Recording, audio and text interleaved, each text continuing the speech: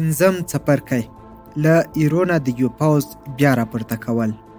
په 2003 میلادي کې امریکا د جګړې د ختمولو هیلې په هغه قطع شاړه ځمکه کې وکرلې چې د کابل په ختیځه برخه کې دو شوروي د پخوانیو کباړ شویو ټانګونو ترڅنګ پرته وه. دا د افغانستان د نوي جوړېدونکي پوځ لپاره د روزنې مرکز شو او د کابل د نظامي روزنې مرکز نوم یې پرې کېښود. هر سهار به امریکایي نظامي روزونکو نوي افغان داوطلب پوځیان له خپلو لیلو رایستل او د جنګېدو هنر به یې ورښود. دغه نوي داوطلبان په لومړی د بېلابېلو معیارونو پر بنسټ ارزول کېدل او که له دې ازموینو به بریالي راووتل نو د افغانستان نوي جوړېدونکي اردو ته به جذبېدل او په ورځ کې به د $2.50 په ورکولو سره د خپل حکومت د ساتنې دنده ورسپارل کېده. د کابل له مرکز څخه دغه نظامي مرکز ته غځېدلې لاره دومره خام او خرابه وه چې تورن جنرال کارل ایکن بیري به اړ شو چې له ژورو جولونو څخه او کندو څخه د چپېدو لپاره پر څو میله اضافي کږه وږه لاره باندې ولاړ شي. د امریکا په سفارت کې د نظامي همکارۍ د دفتر مشر ایکن بیري دنده دا وه چې له صفر څخه پیل وکړي او د 70,000 نارینه پوځ په جوړول افغان حکومت له بېلابېلو دښمنانو لکه طالبانو، القاعده، نورو شورشیانو او سرکښو جنګسالارانو څخه وژغوري. په ماندین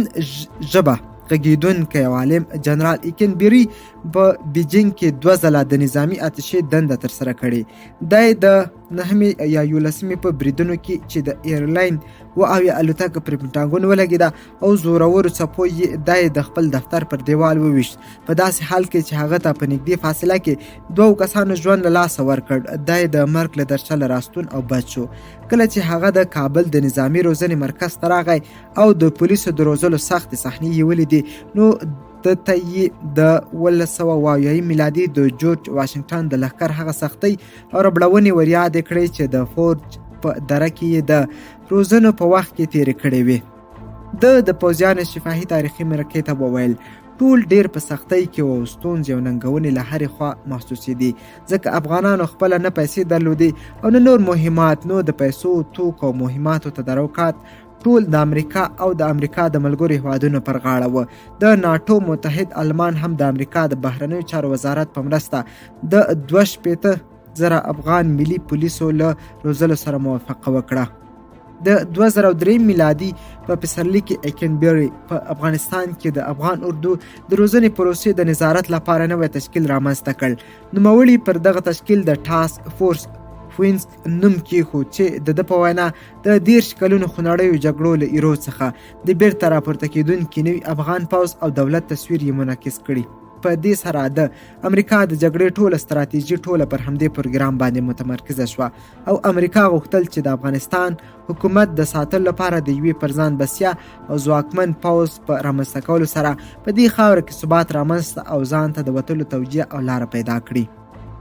امریکا کلونه خپل ملت ته وویل چې دا پلان په سم ډول مخ ته ځي او په ډیره مبالغه یې د نوي افغان پوځ ستاینه کوله. په افغانستان کې د امریکایي پوځیانو مشر قومندان ډګر جنرال ډیوډ بارنو ویل چې القاعده او طالبان د افغانستان له نوي پوځ سره له جنګېدو ډارېدل ځکه د هغه په وینا دوی تل د دغه پوځ په مقابل کې ماتې خوړله. 3 میاشتې وروسته په پنټاګون کې د ګډ پوځ د پلان او پالیسۍ مدیر ډګر جنرال واټر شارپ د امریکا کانګرس ته په بیانیه کې وویل چې افغان پوځ په ډیره ښه توګه فعالیت کوي او هغه د افغانستان د امنیت د اصلي بنسټ په نوم یاد کړ. نوموړي زیاته کړه چې نوی افغان ملي پوځ ډیر مسلکي او څو قومي پوځ دی. خو په حقیقت کې دا پروژه له اوله ناکامه وه او امریکا د دې په اړه چې د نوي افغان پوځ د جوړېدلو لپاره څومره وخت او لګښت اړتیا درلوده او دغه تازه مخ پر ودې پاڅون د ځپلو لپاره څومره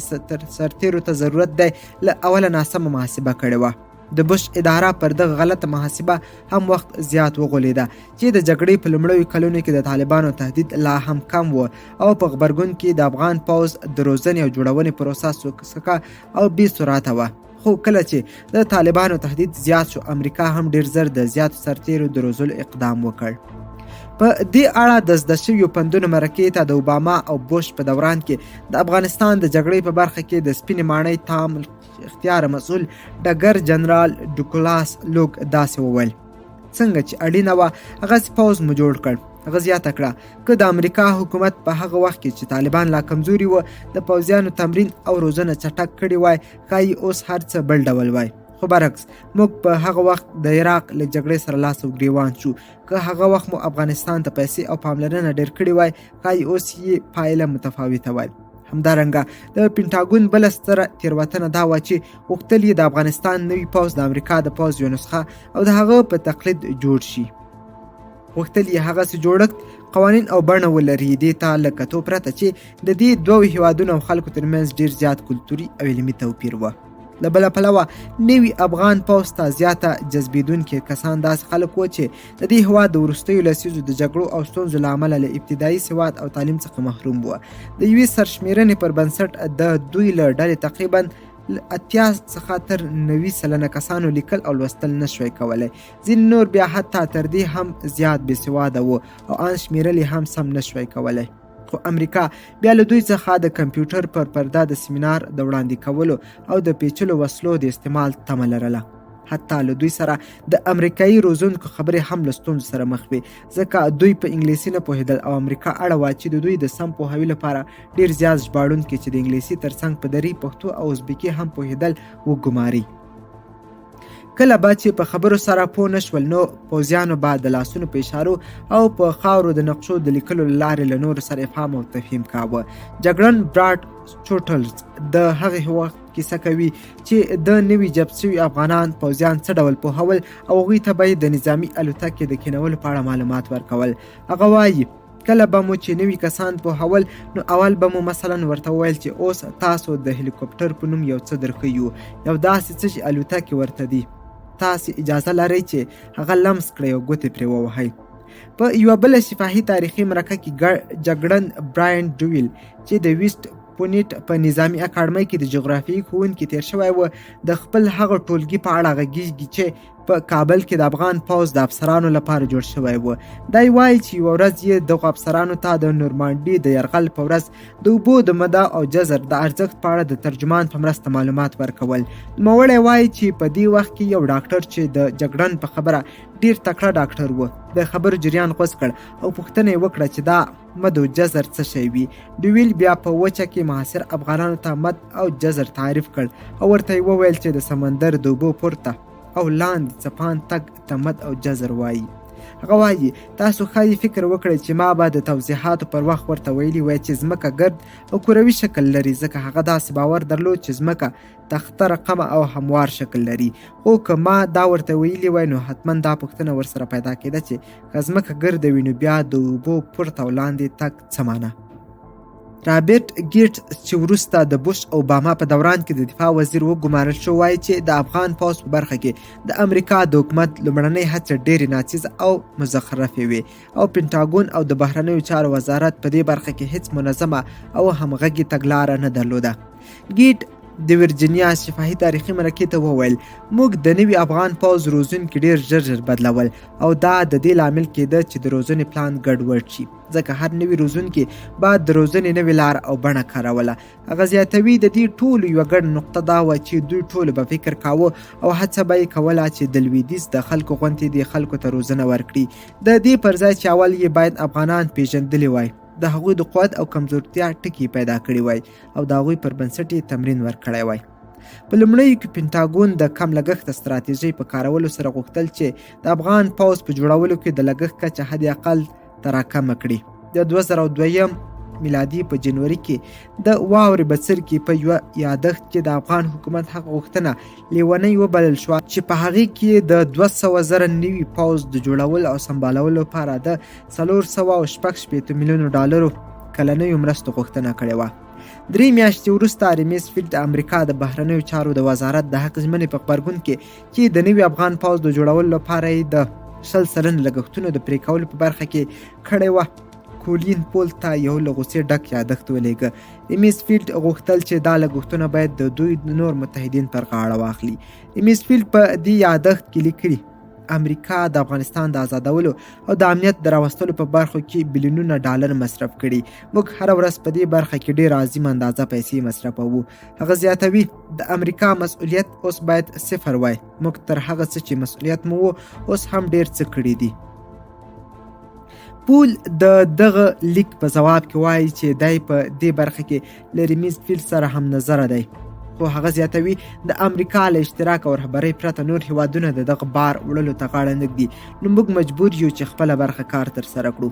په راتلونکو 2 لسیزو کې واشنګټن له افغان حکومت سره د امنیت په برخه کې په جوړونې په ټولو پروژو کې تر ټولو زیاتې پیسې ګڼل شوي دي. د بوش په دوره کې دا بحث چې د نوي افغان پوځ شمېر باید څومره وي او څوک یې باید لګښتونه پر غاړه واخلي جنجالي او اوږد شو. مارین سټریمیکي چې د ریمیسفیډ یو یا بانفوذه ملکي مشاور و د زده شویو پندونو مرکې ته وویل که دا بحث په واشنګټن کې حل وای نو په دې معنا و چې ټول بحثونه حل کېدل، خو دا بحث تر اخره حل نشو. زلمی خلیلزاد چې د 2003 میلادي او 2015 میلادي کلونو ترمنځ په کابل کې د امریکا سفیر او تر هغه مخکې د سپینې ماڼۍ د پرسونل کارکونکی و، وایي چې افغان حکومت بیا خپله پخوانۍ غوښتنه تکرار کړه او له امریکا یې وغوښتل چې د 100,000 نه تر 120,000 افغان پوځ لګښتونه پر غاړه واخلي. خو خلیلزاد د زده شویو پندونو په مرکه کې وایي چې ریمیسفیډ له دغه شمېر سره رضایت ونه ښود او تر هغو یې د پوځ روزنه ودروله چې افغان حکومت دغه شمېر 50,000 ته راکم کړ. خو د کلونو په تېرېدو چې طالبان قوي او ډېر شول نو امریکا مجبوره شوه چې د ماتې د مخنیوي لپاره د افغان پوځ پر شمېر له سره غور وکړي او په دې برخه کې انعطاف وکړي. په پای کې امریکا د 3,52,000 تنه پوځیانو روزل او د هغو لګښتونو ته غاړه کېښوده چې د هغو له جملې څخه 2,20,000 تنه په ملي پوځ او 1,25,000 په ملي پولیسو کې راتلل. خلیلزاد په دې تړاو وایي چې د 2002 او 2003 میلادي کلونو ترمنځ جنجال پر دې و چې د پوځیانو شمېر باید څومره وي، خو اوس دغه شمېر د 3 لکه په شاوخواو کې دی. د افغان پوځ د شمېر پر اثر دا محجه او جرباس هغه وخت لا زیات شو چې یوه بله ستونزه رامنځته شوه. هغه دا وه چې امریکا د بهرني ځواک د جوړولو په برخه کې د ظرفیت د کموالي له مسلې سره مخ وه، لکه څنګه چې امریکا تر ویتنام وروسته د پاڅون ضد جګړې ظرفیت او وړتیا له لاسه ورکړې وه. په همدې توګه د نوي افغان پوځ په کچه او مقیاس کوم خارجي ځواک هم نه و چمتو کړی. البته ځینې واحدونو لکه ګرین برټس د نورو هیوادونو د کوچنیو پوځي قطعو په روزلو کې تجربه درلوده، خو د یوې بیل او جدا پوځ جوړول یې په وس کې نه وه. پنټاګون په ډېر اضطراري بڼه د نوي افغان پوځ جوړولو ته غاړه کېښوده، خو وروسته یې پام شو چې د دې کار لپاره لا هم چمتو نه دی.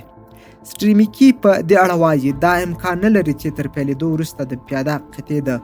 عملیاتو طریقه ابداع کړي او یا د توپچي قطعې د عملیاتو طریقه اختراع کړي. کله چې جنگ پیل شي بیا یې د کلونو علم نشو رامنځته کولی. کله چې غواړو د یوې هیواد لپاره پوځ جوړ کړو دا په حقیقت کې تر ټولو زیات اړین او ستر سیاسي عمل دی چې ترسره کوو چې ډېر زیات زیار او پیچلی پلان ته اړتیا لري. په لومړیو کې په 2003 میلادي کې پنټاګون له 10مې غرنۍ فرقې څخه یو ټول وخت خدمته لیوا موظفه کړه چې د ټاکس فورس فیونیکس ماموریت مخ ته یوسي. خو د دغې لیوا په تشکیلېدو سره امریکا د عراق جګړه هم پیل کړه چې له امله یې په نړیواله کچه د پوځیانو پر قطعو اغېز وکړ. په پایله کې د دغې لیوا پوځیان کم کړل او له بېلابېلو برخو څخه ډول ډول نظامي کسان پکې جذب شول. ایکنبیري وایي چې زموږ ستره ستونزه هغه وخت زموږ ناتواني شوه چې د پوځیانو د روزنې په برخه کې ورسره مخ شو.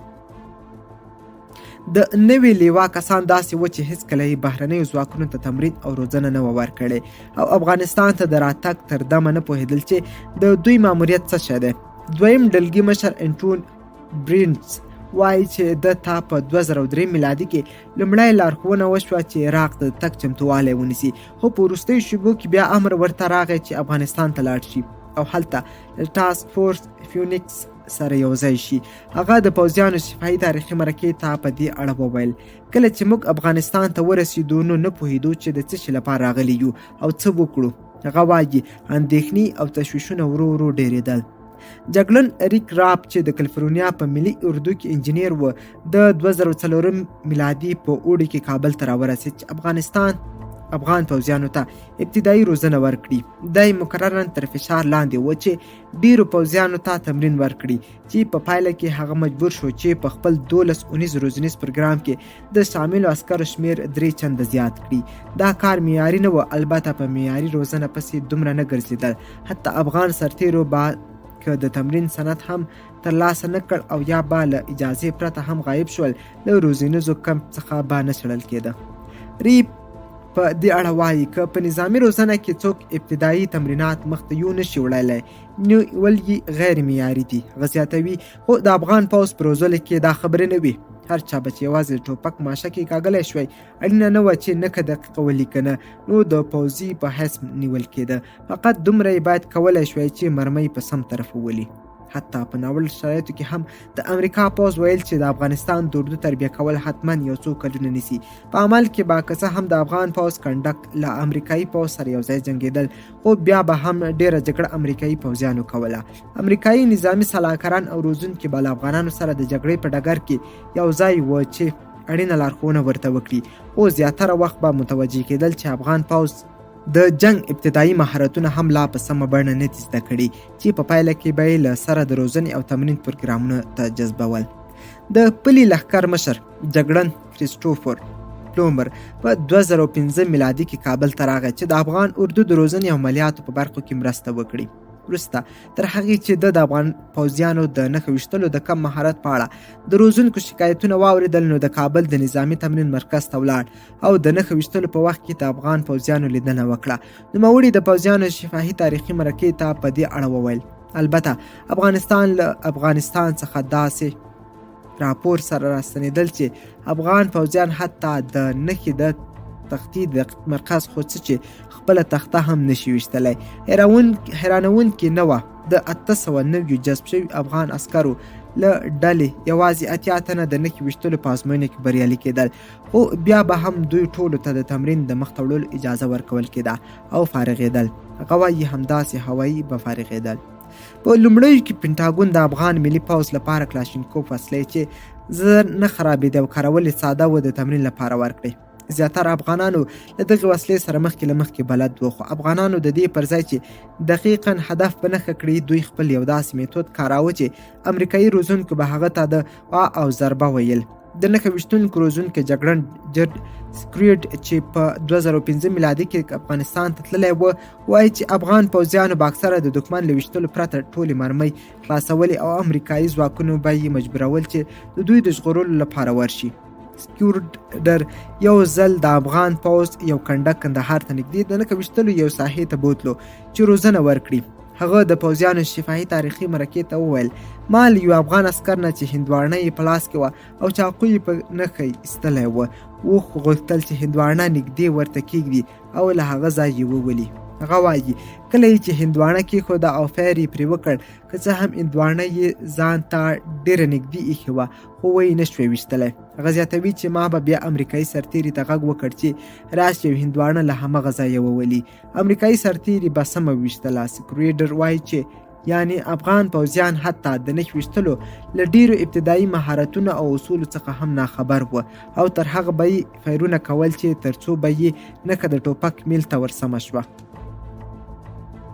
خو ځینې نور افغانان پوځیان بیا مجرب جنګیالي او د جګړې په ډګر کې ډېر ښه لوبېدل. بیا هم کله بعد چې جګړه پیل شوه نو زیاتره افغان پوځیانو به له صحنې نه په اغېزمنېدو سره ناخودآګاه عمل کاوه او د روزنې په وخت کې ورښودل شوي تکتیکونه به یې په عملي میدان کې له یاده وتل. د کینساس ایالت د پوځ ډګر جنرال مایکل سلشر وایي چې دوی به چې راووتل نو سمدلاسه به یې د فیرونو طرف ته منډې وهل پیل کړل. هغه زیاتوي دا کار یو ډول لیونتوب دی ځکه دښمنان په سنګر کې همدې ته ناست وي چې دوی منډه ور واخلي. دوی به له لوړې غونډۍ لاندې منډې وهل او چغې وهل پیل کړل. هغه زیاتوي دوی که څه هم زړور او له سره تیر سرتیري وه خو جنګ دا ډول نه کیږي.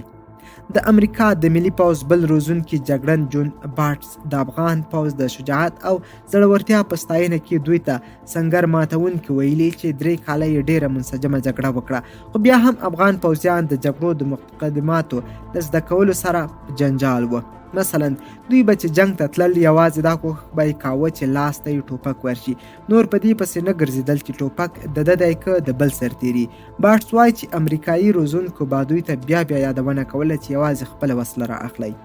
نوموړي د پوځیانو شفاهي تاریخي مرکې ته وویل خو دوی له دغه عادت څخه نه اوښتل او موږ مجبور شو چې د هر چا پر وسله د هغه خپل نوم ولیکو.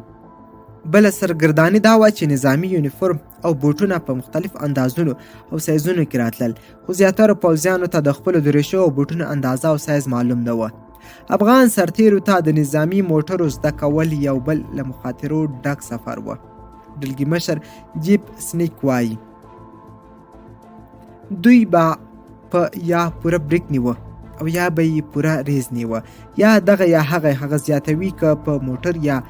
کوم شي وواهه نو چورت به یې هم نه پکې واهه ځکه فکر یې کاوه دا ټول د روزونکي مسؤلیت دی هر څه به چې خراب شول ویل به یې چې روزونکی دې نوي وپیري د 2004 میلادي په پسرلي کې جګړن ډان ویلیامسن چې په ټاسک فورس فونیکس کې روزونکی و کیسه کوي چې یو افغان سرتیري ته مې د 2.5 ټنه وزن لرونکي کارګو شپږ ګیره موټرواني ور زده کوله هغه وایي چې کابل ته مې نږدې یو داسې ازاده ساحه پیدا کړه چې هیڅ داسې شی پکې نه و چې د موټر د وهلو له امله زیانمن شي ویل یې چې لومړی مې سرتیري ته د سیده مخ او شاته تلل ور زده کول چې زه به یې په مخ کې سیټ او ژباړونکی به مو د موټر په څنګ په لاپسې نښتی و نوموړی وایي د خدای عذاب او سرخوږی و هغه زیاتوي چې ګیر به یې بدلاوه نو د موټر اسټرینګ به یې بیخي پرېښوده په دواړو لاسونو به یې ګیر ونیو او تر هغه به یې چې ګیر بدلاوه د سړک پر ځای به یې ګیر ته کتل هغه زیاتوي د دې کار لپاره مو هم غټ او زړور ژباړونکي پیدا کړي وه د افغان پوځ په پراخېدو سره امریکایي پوځیانو د دوی لپاره د اوسېدلو د ځایونو او نظامي لیلو په جوړولو پیل وکړ او په دې برخه کې یې هم د لویدیځ نړۍ طرحې عملي کولې چې زیاتره وخت به د افغانان سرتیرو د حیرانتیا او ځینې وخت د ګنګستیا لامل ګرځېده له عصري او موډرنو کموډونو سره د افغان سرتیرو نابلدتیا بله تماشه وه افغان سرتیرو به ورهاخوا په تشنابونو کې د دسمال بند په ځای کې خپل مینځلي کالي راځړول چې اوبه ترې وڅاڅي او وچ شي په برقي لینونو به یې خپل لانده کالي لمر ته هوارول او ځینې وخت به د برقي شاټۍ لامل ګرځېدل جګړن کیون لوول وایي چې د دغو ستونزو د حل لپاره هغه وخت ممکنه وه چې مخکې تر دې چې دوی ته د عصري امکانات جوړ شي لومړی باید تللي وای د دوی د عادي ژوند لیدنه مو کړې وای او تر هغه وروسته مو د هغوی معیارونو مطابق سهولتونه ورته رامنځته کړي وای د امریکا د پخلنځایونو په بڼه ډیزاین شوي پخلنځي او طعامخانې بله پدیده وه چې افغان سرتیري ورسره په تکلیف و د افغانانو فرهنګ دا دی چې خواړه په مشترکه توګه پخوي یو غټ دیګ رااخلي غوښه وریجې او نور ورچوي او په ازاده هوا کې د اور پر سر ږدي جګړن ماتوي لیټل چې د پوځي انجنیرانو ډلې غړی و د پوځیانو شفاهي تاریخي مرکې ته وایي یو غټ دیګ ته به ولاړ و او یوه ستره کاشوغه به یې پکې وهله راوهله چندان به پاکه هم نه وه یو ځل افغان اشپزانو په ودانۍ کې دننه د اور بلولو ځای بدل کړی و او پرته له دې چې د دوو ایستلو ځانګړي وسایل هلته بیرته نصب کړي همداسې په ودانۍ کې د دیګونو لپاره اور بل کړی و لیټل وایي ټوله ودانۍ دودونو په سر اخیستې وه د خوړلو خونو ته هم دود سرایت کړی و او هر څه یې تور کړي وو هغه زیاتوي یو ځل به چې د خوړلو خونې ته ورننوتې او بیرته به ترې راووتې نو ټول یونیفرم به دې تور شوی و او مجبور وي چې بیرته یې له سره ومینځي لیټل یو بل مثال ورکړه ویې ویل چې د افغان پوځ یو مشر اشپزانو ته امر کړی و چې ټول کثافات او د خوراکونو پاتې شونې راوړي او یو کنده چې دوی ته ورته کیندلې وه هلته یې دې وغورځوي امریکایي روزونکو افغان پوځیانو ته د ډېرې اړینې موضوع په اړه چې د جنګېدلو اراده او هوډ دی بیا ویناوې کولې او معلومات به یې ورکول ځینو روزونکو د افغان پوځیانو عزم کلک هوډ او سرښندنې ستایلې خو ځینو نورو بیا د دوی له لټۍ او بې تفاوتۍ څخه شکایت کاوه په افغانستان کې د امریکا د جنگ د ستراتیژۍ مطابق چې د افغان نوي پوځ پر کیفیت او موثریت باندې متکي و پینټاګون بیا هم په دغه برخه کې چې آیا افغان سرتیري له خپل حکومت او دولت څخه د دفاع لپاره وژل کېدو ته چمتو دي او کنه ډیره کمه پاملرنه کوله د ژمنتیا نشت او غیر حاضري بله جدي ستونزه وه ځینې کسان به له لومړي کم څخه تر فارغېدو وروسته مخکې تر دې چې د نوي موقعیت په اړه راپور ورکړي همداسې په رخصتیو تلل ځینې نور به بیا همدا چې لومړی معاش ترلاسه کاوه تښتېدل به او ځینې نور به هم چې بیرته یو څه وخت وروسته راغلل وسله یونیفرم او نور توکي به نه ورسره او ټول به یې پلورلي وه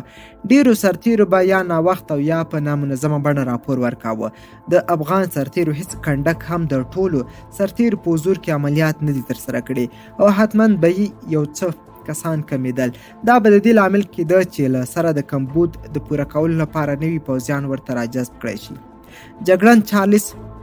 ابیاورډینا چې د زده شویو پندونو د مرکو په برخه کې په نظامي مرکز کې د ستراتیژیک پلان جوړونې مسؤل و په 2005 میلادي کال کې افغانستان ته راغی چې له امریکایي پوځ مشاورانو او افغان لوړ رتبه چارواکو سره د بېلابېلو موضوعاتو په اړه مرکې وکړي. هغه د دې ترڅنګ له ځینو ټیټ پوړو افغان پوځیانو څخه هم پوښتنې کولې چې ولې له افغان ملي پوځ سره یو ځای شوي. نوموړي ویل چې د ډېرو افغان پوځیانو ځوابونه هم د امریکایي پوځیانو له ځوابونو سره ورته والی لري، او هغه دا چې یوازې د پیسو ګټلو لپاره، یا دا چې غواړم خپل هیواد ته خدمت وکړم، او یا دا چې غواړم دغه کار ته د فرصت په سترګه وګورم او په ژوند کې د نوي فصل پیلامه یې کړم.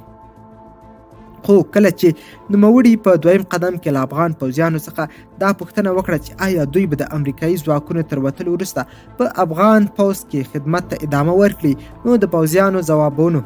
ډېر اندېښمن کړ. هغه وایي زیاترو پوځیانو د دې پوښتنې په ځواب کې راته وویل چې نه. د پوځیانو شفاهي تاریخي مرکې ته وویل دوی ویل چې د امریکا تر وتلو وروسته ښایي بیرته د کوکنارو او فینو کرلو ته مخه کړي، ځکه همدا د پیسو پیدا کولو او ژوند تیرولو یوازینۍ لاره ده. دې خبرې د تکرار په دایره پوه کړم. څومره چې د افغان ملي پوځ جوړول له ستونزو او سترو ستړیاوو ډک کار و، په همغه اندازه د ملي پولیسو جوړول هم یو ستره رسوایي او ریشخند و. د ملي پولیسو د روزلو پروسه که څه هم په لومړیو کې د جرمني هیواد پر غاړه اخیستې وه، خو په دې برخه کې کمه پانګونه او افغانستان ته د تګ لپاره د کمو جرمني پوځیانو رضایت هغه څه و چې جرمني یې له ستونزو سره مخ کړ، او په پای کې امریکا مجبوره شوه چې په دې برخه کې دخالت وکړي او د دې مسؤلیت هم ډیره برخه پر خپلې غاړه واخلي. په پای کې امریکا د 2002 میلادي او 2006 میلادي کلونو ترمنځ د ملي پولیسو د تمرین په برخه کې د آلمان د مصارفو 6 چنده زیات لګښتونه وکړل، خو کومه مثبته پایله یې ونه لیده. د امریکا د بهرنیو چارو وزارت دغه پروژه یو خصوصي شرکت ته وسپارله، خو هغه هم د زیاتو پیسو د اخیستلو په بدل کې ډیر کم څه وکړل. د پولیسو لپاره روزنیز پروګرام هم لنډ او له 2 تر 3 اونیو پورې و، خو معاش ډیر کم و. د معاش کمبود له هغو عواملو څخه و چې د پولیسو په کړیو کې فساد زړي وکرل، او پولیس په داسې راشیانو بدل شول چې د خلکو د حفاظت پر ځای یې د خلکو لوټلو ته ملا تړلې وه. د امریکا د ملي پوځ غړی جګړن ډیل سام چې له افغان امنیتي ځواکونو سره یې یو ځای کار کړی و، د پوځیانو شفاهي تاریخي مرکې ته وویل دومره زیات په فساد ککړ و چې له یوه چا کور غلو چور کړی وای او هغه کس پولیسو ته د مرستې لپاره رنګ کړی وای، نو پولیس ورتلل او د هغه کس کور یې بیا ورته چور کاوه.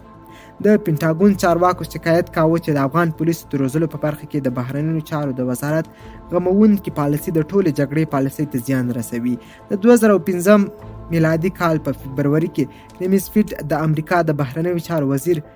کونډویلیزا ته د افغان ملي پولیسو ANP په تړاو یو مهربانه راپور ولیږه چې عنوان یې د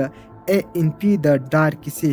و، او په هغه کې یې د افغان پولیسو د ناتوانیو ته چې بې سواده، غیر مجهز او ناچمتو اشاره کړې وه. نوموړي له خپل راپور سره یو د واور بڅرکي عادت هم ضمیمه کړی و چې په هغه کې یې لیکلي وه لطفا دا مو له نظره تیر کړئ. هغه زیاته کړې وه دا د افغان ملي پولیسو ضعیف دی، دا یو جدي ستونزه ده. زما په اند دا د دوی پاڼې راپور په دومره صادقانه او بې طرفه بڼه لیکل شوی چې څومره امکان درلود. د 2015 میلادي تر اوړي پورې د افغان ملي پولیسو د روزنې زیات مسؤلیت د امریکا له غاړې شو، که څه هم پینټاګون د بهرنیو چارو وزارت په پرتله زیاتې سرچینې او پرسونل درلود چې دا کار وکړي، خو بیا یې هم د خپلې توقع وړ نتایج نشوی ترلاسه کولی. له یوې خوا امریکا او د هغې ملګرو هیوادونو غوښتل چې د نظم او قانون لویدیځوال سیستم په افغانستان کې په زور پلی کړي. له بلې خوا امریکا غوښتل چې افغان ملي پولیس هم د افغان ملي اردو غوندې د شورشیانو پر ضد وجنګېږي، او د همدې لپاره یې هغه د شبه نظامیانو غوندې وروزل. په هر صورت د زیاترو افغانانو لپاره په ځانګړې توګه په لرې پرتو سیمو کې د یو وسلوال پولیس په وسیله په ټولنه کې د قانون او نظم حاکمول تر ډیره یو بهرنۍ او لویدیځه مفکوره وه. د امریکا له ملي پوځ روزونکو څخه جګړن سام وایي چې افغانان د خپلو شخړو او اختلافاتو په حل کولو کې له نورې نړۍ سره توپیر لري. هغه وایي په افغاني ټولنه کې که چیرته له ستونزې سره مخ کېږي نو پولیس ته نه ورځي بلکې د سیمې یا کلي مشر ته ورځي. هغه زیاتوي د کلي مشر خپل قوانین لري او د هغو پر اساس مخ ته ځي. د حقوقو حاکمیت نه چلیږي، که د هغه خوښه شوه درته وایي چې هیڅ ستونزه نشته، هغه خوښه یې نه وه نو مخامخ درته وایي چې ننوات یا ناغه وراوړه ګینې همدلته دې د ټولو په مخ کې ولم. په داسې حالاتو کې قومي او مذهبي رفتار نظام چې نسلونه یې پر دغو خلکو حاکمیت لرلی پریکړه کوي چې څه باید څنګه ترسره شي. په دې معادله کې د قومي او مذهبي قدرت پر ځای د پولیسو نصبول د ګډوډیو او ستونزو لامل ګرځي. سام وایي دوی ته پر دې پوهېدل هم سخت و چې موږ دا پولیس د کومې موخې لپاره تربیه کوو. دوی نه پوهېدل چې پولیس به د دوی په کلتور کې کوم موقف او ځای ولري. هغه زیاتوي موږ امریکایانو غوښتل پر دوی باندې داسې شیان ومنو چې دوی اصلا تصور هم نشوای کولی. دا هغه تېروتنه ده چې د امریکا متحده ایالات به یې بیا کوي.